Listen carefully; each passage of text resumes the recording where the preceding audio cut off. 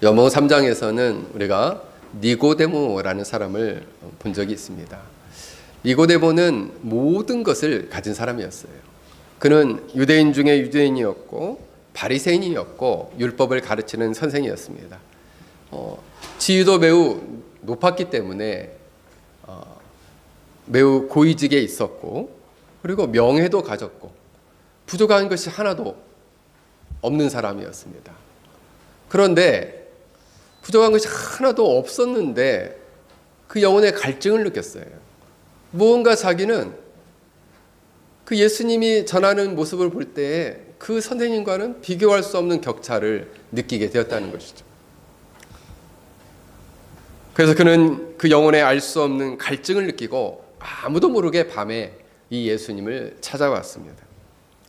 그때 예수님께서는 그를 향해서 그냥 대뜸 이렇게 말씀하시는 거죠. 대뜸 뭐라고 말씀하시느냐? 사람이 거듭나지 아니하면 하나님 나라를 볼 수 없다. 이 거듭나다라는 단어는 위로부터 나지 않으면 하나님 나라를 볼 수 없다. 그러면 내가 모태 안으로 다시 들어갔다가 다시 태어나야 합니까? 라고 물으니까 예수님 또 말씀하셔요.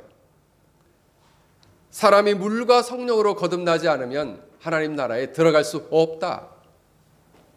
이 말은 이 니고데모에게는 매우 큰 충격이었어요. 왜냐하면 그 얘기는 너는 현재적으로는 하나님 나라를 볼 수도 없고 들어갈 수도 없다는 얘기거든요. 여러분, 그러므로 니고데모는 스스로 유대인들이 믿는 유대의 종교를 가지고 있었고 율법에 대한 많은 지식, 경건한 삶을 스스로 산다고 생각했지만 정작 거듭나지 않았기 때문에 하나님 나라를 볼 수도 없고 들어갈 수도 없는 사람이었다는 거죠. 그러므로 이 땅에 있는 많은 사람, 아니 모든 사람들은 다 거듭나야 합니다. 육체적으로 한번 태어나고 살아야 목사님 집중해. 육체적으로 한번 태어나고 영적으로도 한번 다시 태어나야 한다는 거예요. 그런데 왜 인간은 안타깝게도 스스로 하나님을 찾아갈 수 없고 그리고 스스로 거듭날 수 없다는 거예요. 이렇게 영혼이 다시 태어나기 위해서는 성령 하나님의 놀라운 역사로만이 가능하다는 거예요. 죄를 정결하게 하고 성령께서 그의 마음 안에 새 생명의 원리인 생명과 성령, 즉 생명에 이르는 성령의 법으로 그 영혼 안에 그 원리가 심겨져서 그 영혼 안에 놀라운 새로운 마음을 갖게 되고 그리고 새로운 능력을 갖게 되고 새로운 삶을 살게 될 때 비로소 그 사람은 그 영혼이 거듭났고 새로 났다라는 것입니다. 예를 위해서 인간이 사실 할 수 있는 일이 별로 없는데 조나단 에드워즈는 그래도 할 수 있는 일이 있습니다. 전적으로 구원은 하나님의 역사고 성령의 역사이지만 우리는 거듭나기를 간절히 사모할 수는 있습니다 라고 말했죠. 그래서 복음이 선명히 선포되는 그 자리에 가서 그 복음을 듣고 그 복음을 묵상하고 그리고 그 복음이 말씀하시는 바 자신의 죄를 보여주면 그 앞에서 죄를 회개하고 돌이키고 그리고 더 나아가서 성령 하나님께서 자기 영혼 안에 새 생명을 주시도록 간절히 요청할 수 있다는 거예요. 자신의 영혼에 하나님의 놀라운 긍휼과 구원의 은혜를 베풀어 달라 애쓰며 간절히 사모하고 기도할 수 있다는 거예요.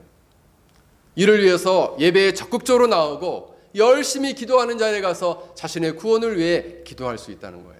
그것만 할 수 있다는 겁니다. 주시는 건요, 하나님이 주권적으로 주시고 싶을 때 주신다는 거예요.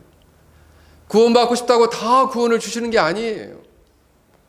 그래서 여러분들 안에 구원의 확신이 있고 나는 정말 하나님이 구원해 주신 것 같습니다. 새 생명의 원리가 내 안에 심겨져서 영적인 생명이 싹 터서 새로운 능력도 있고 새로운 삶을 살아갈 수 있습니다. 그 사람은 정말 축복받은 사람이에요.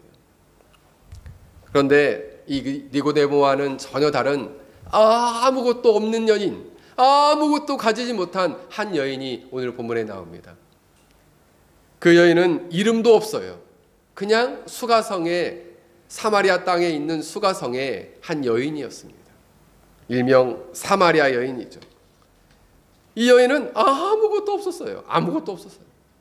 니고데모는 모든 걸 가진 사람이었는데 이 수가성의 여인은 아무것도 없는 사람이에요. 당시 여러분, 이 사마리아 이 땅은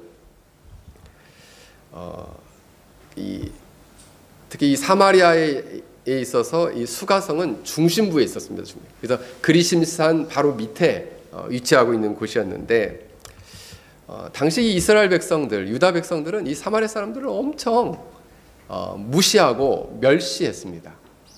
왜냐하면 열왕기하 17장 24절부터 41절을 보면은 당시 북이스라엘이 멸망하고 바벨론 왕이 그 북이스라엘 땅, 그 텅 빈 땅에 여러 지역에서 사람들을 데려다가 그 사마리아 성읍에서 살게 했어요. 그래서 많은 이방 민족들이 들어와서 이 북이스라엘 사람들과 함께 살면서 아이를 낳고 이러면서 혼혈한 그런 민족이 되었거든요. 그때 이 사람들은 정통성이 없다라는 이유로 이 사마리아 사람들을 매우 멸시하고 그리고 무시했다는 거예요. 근데 그 무시받는 그 땅에 이 여인은 이 뜨거운, 오늘도 엄청 뜨거운 날인데 이 뜨거운 햇빛이 강렬하게 내리쬐는 12시에 물을 뜨러 나왔어요.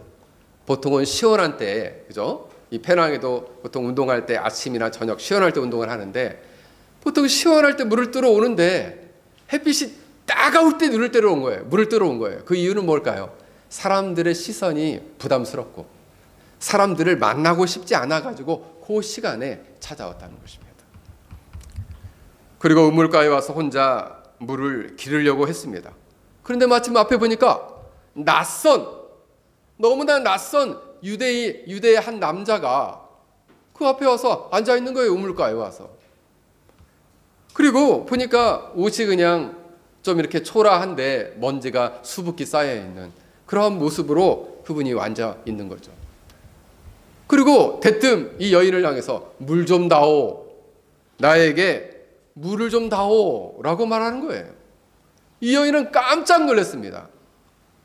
왜 깜짝 놀랐느냐? 두 가지 이유에서 놀란 거예요. 하나는 유대인이 사마리아인에게 말을 걸다니, 원래 말도 안 거는데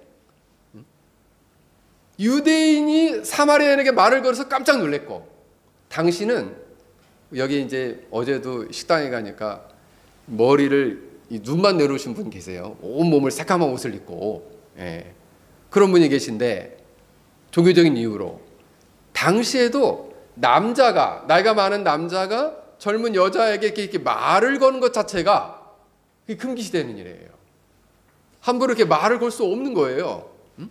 그런데 낯선 남자가 그 여자를 향해서 물 좀 다오 이렇게 얘기한 거죠. 이때 이 무명의 사마리아 여인은 당신은 유대인이고 나는 사마리아 사람이고 당신은 남자고 나는 여자인데 도대체 무슨 관계가 있어서 나에게 물을 달라고 하십니까? 라고 반문하는 것입니다. 당신과 나는 아무런 관계가 없습니다. 당신은 나에게 낯선 사람입니다. 라는 거예요. 이 여인은 처음 예수님을 만났을 때 그냥 낯선 사람, 나와는 아무런 관계가 없는 사람, 나와는 완전히 무관한 그런 분으로 생각했다는 거예요. 여기 보면은 유대인들은 원래 이 사마리 사람과 상종하지 않습니다 라는 단어가 원문에 보면 싱크라오마이라는 단어가 쓰였는데 함께 사용하다, 함께 친하게 지내다. 그러니까 어떤 물건을 함께 사용하거나 그리고 친하게 지내거나 이렇게 하는 그런 관계가 아니지 않습니까? 라고 말했다는 거죠. 그런데 여러분, 단순히 이 상종하지 않는다는 말 안에는 친하게 지내지 않는다는 말뿐만 아니라 어떤 것이 있냐면 은연중에 보이지 않는 적대감을 갖고 있는 거예요. 당신들이 오랜 역사 동안 우리를 무시하고 괴롭히지 않았습니까? 물론 이제 페낭에서 보니까 우리 성도들 가운데 일본 사람들 친구들도 좀 있고 이렇게 지내는데 한국에서는 지금은 그렇게 심한 것 같지는 않아요. 예전에는 일본 사람이라고 하면 막 일을 가는 사람이 엄청 많았습니다. 물론 지금도 없는 것은 아니에요. 마치 한국 사람이 일본 사람들을 별로 이 역사 안에서 너무 고통당했던 것을 기억하고 싫어하는 것이 있는 것처럼 이 사마리아 사람들도 오랜 역사 동안 수백 년 동안 무시를 당했기 때문에 그들을 향해서 적대하는 마음이 은연중에 있었다는 것입니다. 그런데 어떻게 저에게 이렇게 물을 달라고 하십니까? 라는 반문이었습니다. 여러분, 전도를 하다 보면 사람들이 제일 많이 쓰는 말이 있어요. 제일 많이 쓰는 말이 뭐냐? 혹시 교회, 혹시 이러면 저 관심 없습니다. 저 그런 거 절대 관심 없거든요. 말도 꺼내지 마세요. 라는 거랑 똑같아요. 이 사마리아 여인은 예수님에 대해서 그냥 말도 꺼내지 마십시오. 난 관심 없거든요. 나는 당신하고는 완전 무관한 사람이에요. 나를 거들떠보지도 마세요. 라고 말하는 거예요. 서로 무관심한 타인, 완벽한 타인으로 적대적이고 불신하는 마음을 가지고 예수님을 바라봤다는 것입니다. 사랑하는 성도 여러분, 이러한 은연중에 보이지 않는 적개심으로 예수님을 대항하며 살아가는 사람은 비단 사마리아인뿐만이 아닙니다. 오늘날 주님을 떠나서 살아가는 사람, 모든 사람들이 그들은 마음 안에 예수님에 대한 보이지 않는 적개심과 적의를 갖고 있어요. 왜요? 그들은 타락해 있기 때문에. 그들은 주님을 알지 못하고, 그리고 예수님을 알지 못하고 무관하다 생각하기 때문에, 그리고 죄의 타락으로 말미암는 그 결과로 그 마음 안에 하나님을 향해서, 예수님을 향해서 적의적인 마음을 갖고 있다. 미운 마음을 갖고 있다는 거예요.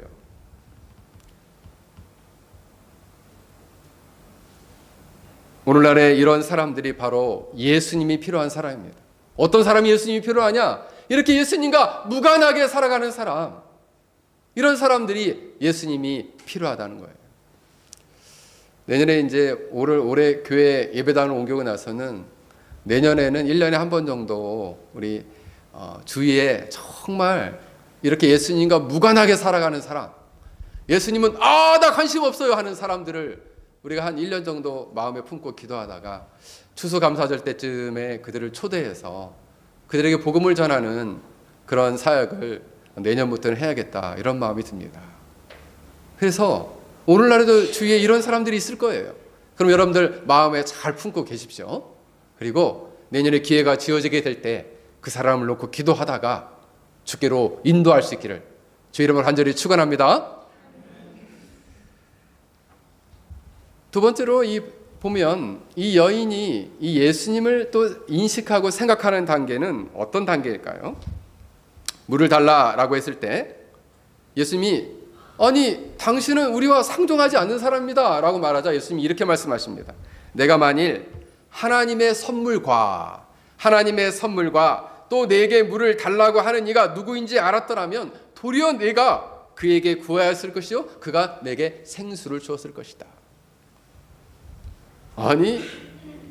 아주 놀라운 얘기를 하는 거예요. 네가 그분이 누구인지를 알았다면, 이 여인은 두 가지를 몰랐어요. 그분이 누구인지를 몰랐고 그분이 주는 선물, 하나님의 선물이 무엇인지를 몰랐다고 예수님은 말씀하십니다. 사실 이 여인은 예수님이 주고자 하는 그 생수를 자연적인 물로 오해했어요. 그래서 예수님은 여기 우물이 깊어가지고 뜰 그릇도 없잖아요. 근데 어떻게 물을 주시겠어요? 당신이 야곱보다 큽니까? 야곱처럼 어떻게 우물을 파서 나에게 줄 겁니까? 라고 묻는 거예요. 오해해서 예수님이 주시는 그 하나님의 선물, 그리고 그 마음 안에 그가 예수님이 주시고자 하는 그 목마르지 않는 그 영원한 생수, 이것을 오해하고 있다는 거죠. 이때 예수님께서는 이렇게 말씀하십니다. 사실 예수님이 주고자 하는 것은 그에게 영적인 생수였어요. 이렇게 말씀하셔요. 13절에 예수께서 대답하여 이르시되 이 물을 마시는 자마다 다시 목마르려니와 내가 주는 물을 마시는 자는 영원히 목마르지 아니하리니 내가 주는 물은 그 속에서 영생하도록 솟아나는 샘물이 되리라. 그래서 여기서 생각해 봅니다. 이 생수는 어떤 걸까? 영적인 물이라고 하는데 이 생수는 어떤 물일까? 영생하도록 솟아나는 생수다는 거예요. 그러면 결과적으로 이 생수를 먹게 되면 영생을 얻게 된다는 거예요. 그러니까 영생이라는 것은 결과적으로 주어지게 되는데 어떤 생수를 먹게 될 때 영생을 얻게 되는가?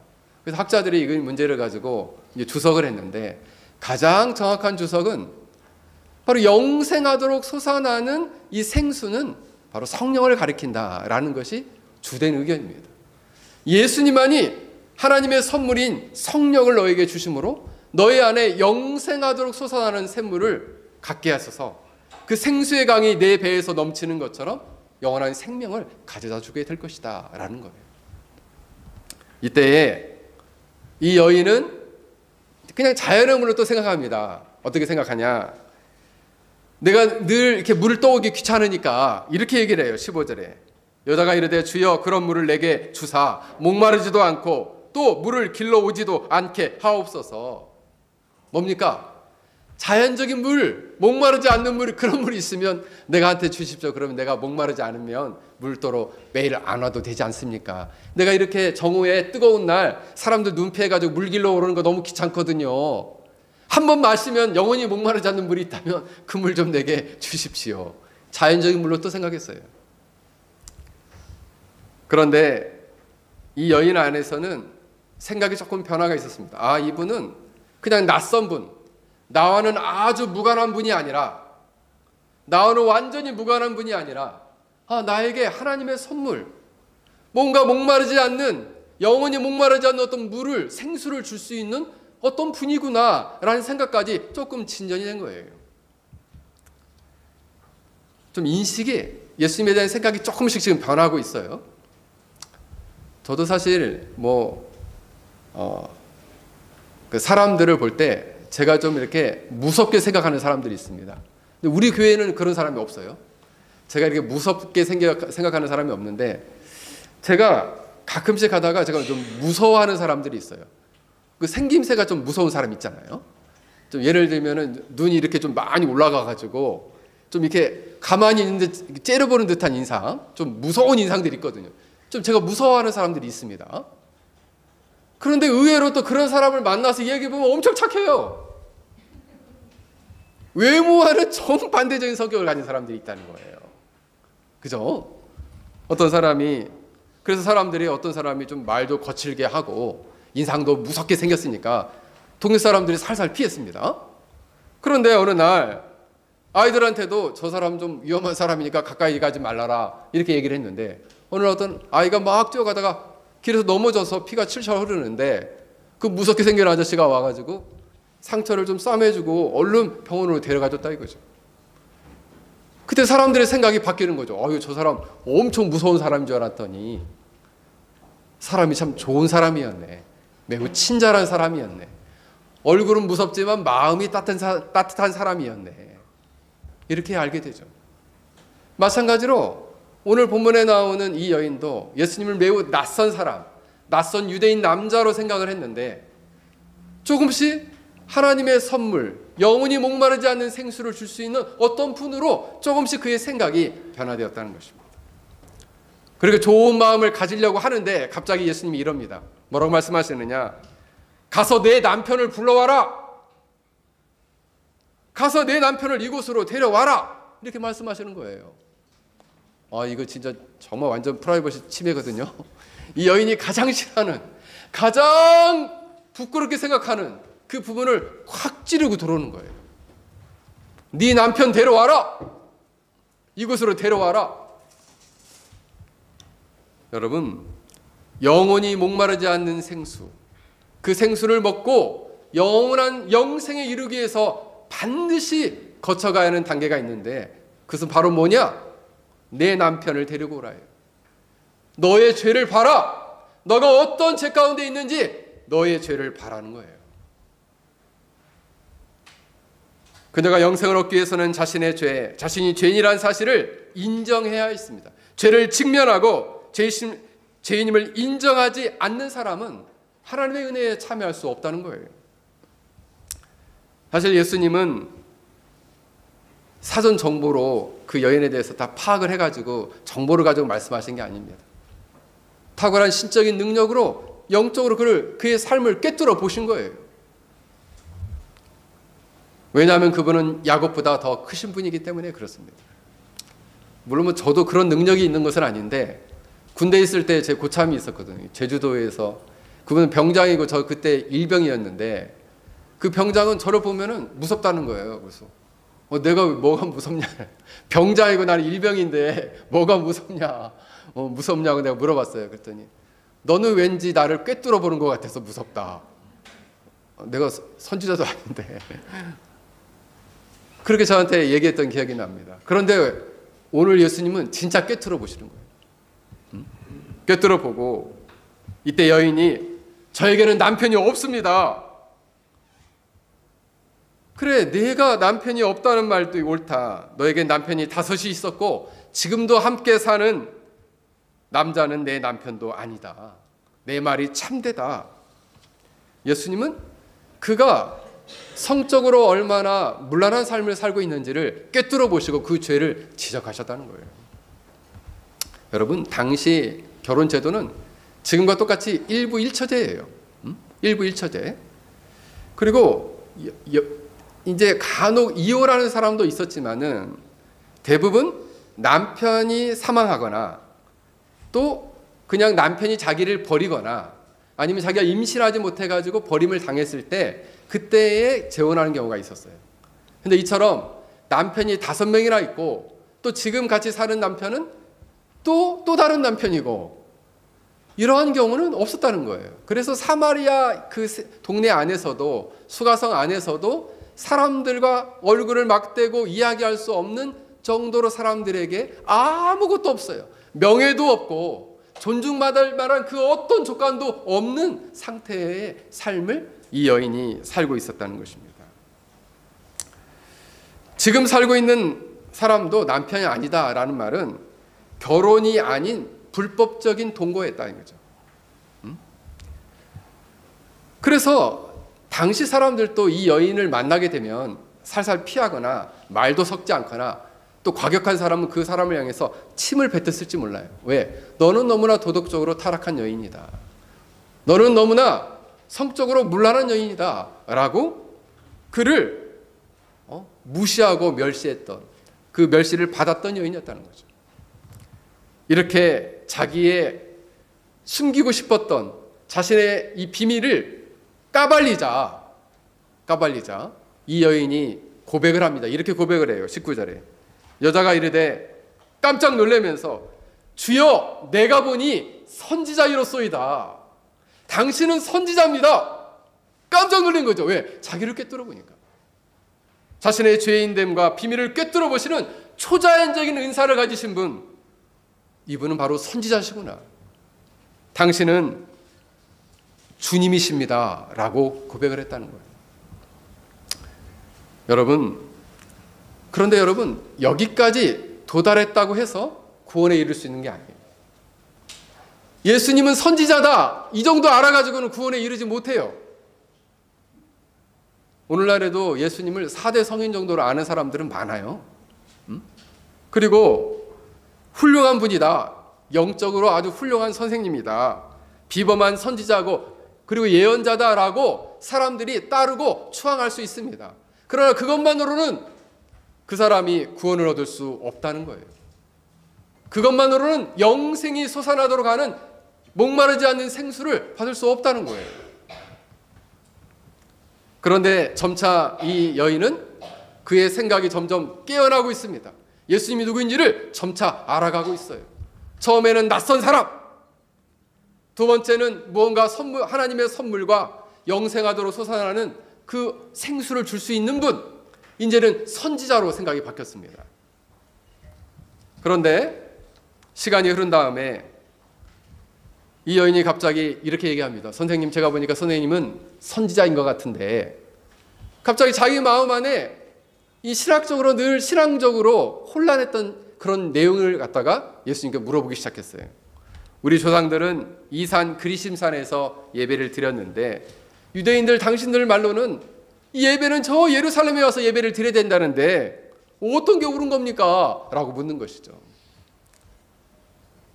그가 삶에 있어서는 죄 가운데 푹 빠진 예수님과는 무관한 삶을 살았지만 그 마음 깊은 곳에는 이렇게 신앙적인, 어디에서 예배를 드려야지 진정한 내가 하나님을 진정으로 예배를 드릴 수 있는가라는 생각을 갖고 있었다는 거예요. 그 생각만으로도 얼마나 놀라운 일입니까?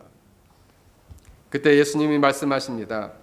여자여 내 말을 믿으라. 이 산에서도 말고 예루살렘에서도 말고 너희가 아버지께 예배할 때가 이르리라. 참되게 예배하는 자는 영과 성령과 진리로 하나님께 아버지께 예배할 때가 오나니 곧 이때라. 하나님은 영이시니 예배하는 자를 자가 영과 진리로 예배할지니라. 근데 이 말은 예수님 놀라운 말씀을 전해주는 거예요. 이 여인이 너무나 신앙적으로 혼란해하니까 앞으로는 장소의 문제가 아니라 성령 안에서 진리 안에서 예배를 드릴 수 있을 때가 온다는 거예요. 새로운 시대가 도달했다는 거죠. 이 복음은 이 사마리아뿐만 아니라 이 예루살렘뿐만 아니라 유대뿐만 아니라 저 땅끝까지 이르러 남자와 여자를 초월해서 민족과 민족을 초월해서 이 복음이 임하고 이 복음을 경험한 자들이 예배할 날이 온다는 거예요. 누구의 이름으로? 예수 그리스도의 이름으로. 이때 이 여인이 놀라운 고백을 합니다. 여자가 이르되 메시아 곧 그리스도라 하는 이가 오실 줄을 내가 아노니 그가 오시면 이 모든 것을 우리에게 알려주실 것입니다. 그때 예수님이 뭐라고 하냐면 내가 바로 그다. 내가 바로 그 메시아 그리스도다. 라고 이 여인에게 가르쳐줬습니다. 이건 신학적으로는 어려운 말인데 예수님이 자기 계시라는 말인데 예수님이 자기를 직접 열어서 내가 메시아다. 내가 그리스도다. 라는 것을 가르쳐줬다는 거예요. 여러분, 구약에 있어서 메시아 그리스도는 어떤 뜻입니까? 기름 부음 받은 자, 왕으로 선지자로 그리고 제사장으로 특별한 사명을 위해서 하나님의 특별한 일들을 위해서 직분을 받은 자예요. 예수님은 왕으로서 만왕의 왕이 되시고 그리고 하나님과 우리 사이에 중보자가 되어주시고 그리고 장차 이루어질 하나님의 뜻을 우리에게 가르쳐주시는 완벽하게 이 사명을 이 하나님의 일들을 온전히 수행하시는 바로 그리스도이시라는 거죠. 결정적으로는 종말에 하나님 나라가 완성될 그날에 우리가 이제 모두 하나님 심판대 앞에 서게 될 거예요. 모두. 자, 어디에 서게 된다고? 서유라?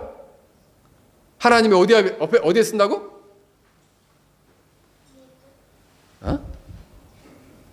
연재.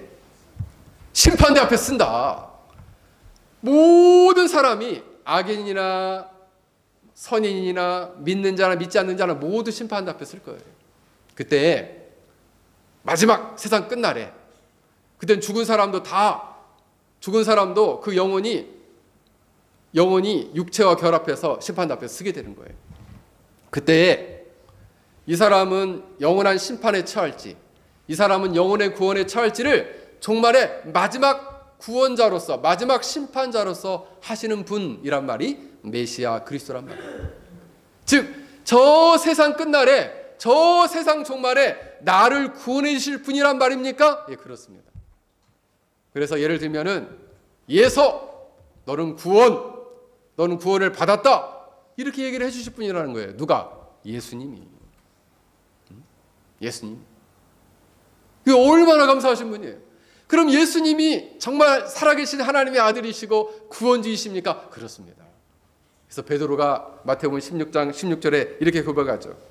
주는 그리스도시요 살아계신 하나님의 아들이십니다. 이때 예수님이 바요나 시몬아 내가 복이 있도다. 이를 내게 알게 하신 이는 혈육이 아니라 하늘에 계신 내 아버지다. 여러분들이 예수님을 그리스도 종말의 날을 영원한 생명으로 구원하시는 분 그리고 하나님의 아들로 알게 하시는 분은 하나님 아버지세요. 오늘 여러분들이 이 말씀을 들을 수 있도록 이 자리에 오게 하신 분도 하나님이세요. 할렐루야. 하나님의 은혜 때문에 이 자리에 있는 거예요. 우리 힘으로 이 자리에 와서 앉아있을 수 없어요.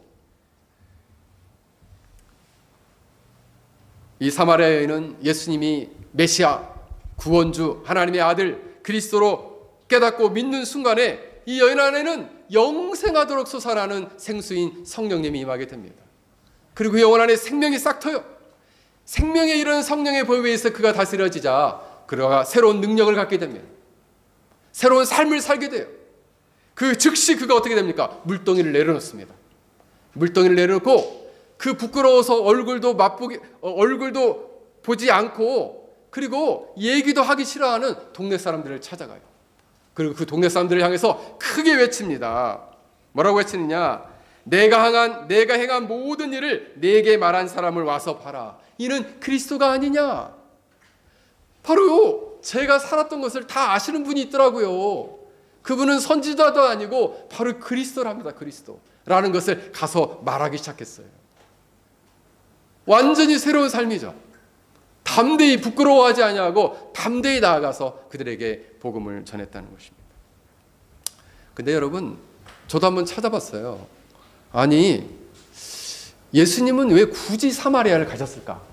굳이 유대인들이 꺼려하는 이 사마리아 왜 굳이 가셨을까? 그 중심부의 수가성을. 근데 일부러 가신 거예요. 왜 일부러 가셨느냐? 이름도 모를 이 한 여인을 위해서 예수님이 친히 일부러 거기를 찾아가셨어요. 그리고 그녀를 기다리고 있다가 물을 달라고 하신 거예요.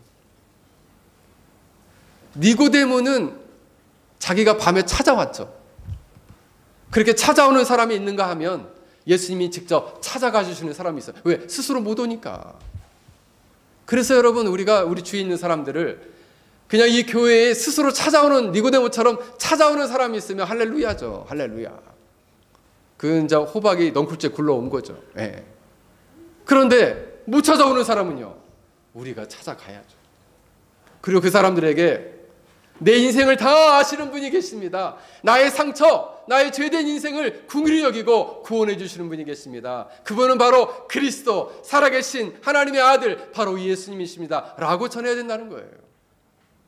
사랑하는 성도 여러분, 여러분들은 이처럼 오늘날에도 영혼의 목마름을 가지고, 그리고 살아가는 자들을 긍휼히 여기시고 찾아오시는 바로 예수님을 만나시길 바랍니다. 그리고 그 예수님을 전하시길 바랍니다. 여러분은 예수님을 그리스도요, 하나님의 살아계신 하나님의 아들이요, 정말 우리를 구원하시는 구원주요, 우리의 모든 죄를 대신 지시는 분으로 여러분 믿고 살아가기를 주의 이름으로 간절히 축원합니다. 그래야 해서 여러분들이 이 사마리아 여인과 같이 아무것도 없는 인생에서 모든 것이 꽉 채워진 인생, 목마름 속에서 도대체 그 영혼의 갈증에서 허덕이는 이 여인이 더 이상 목마르지 않는 영원한 영생하도록 솟아나는 생명수를 받았던 것처럼 영원히 목마르지 않는 성령의 놀라운 은혜를 덧입기를 주의 이름으로 간절히 축원합니다.